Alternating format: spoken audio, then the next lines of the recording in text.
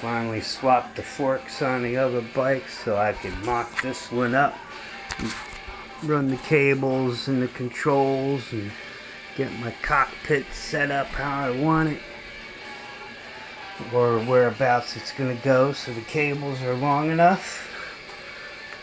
I ordered a higher riser for the handlebar. I got the old BMX motocross style handlebar on there for now. I was going to put it on with Dad's. I thought these were small, and these ain't much bigger, are they? But it's gonna work out just fine after I run all these wires and figure out how many miles I'm gonna cut off. It's way too much wires. But yeah, I hate to have exposed cables like this, but I didn't have enough housing to go around. I made this one a little extra long. I'm going to zip tie it here so it stays in.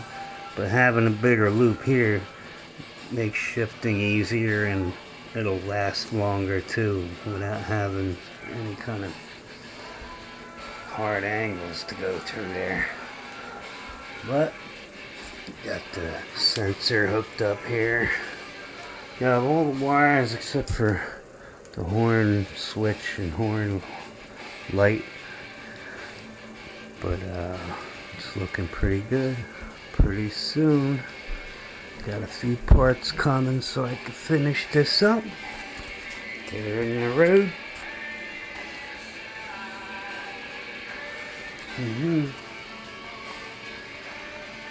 Yeah, it's alright. A lot of wires. Not too bad.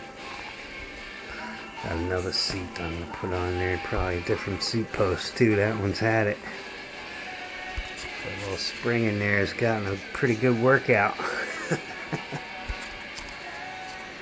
Yeah, I cut down the controller. Mounting bracket was on there, just put some foam tape on there. Just to do a little extra space for the bag ain't too big.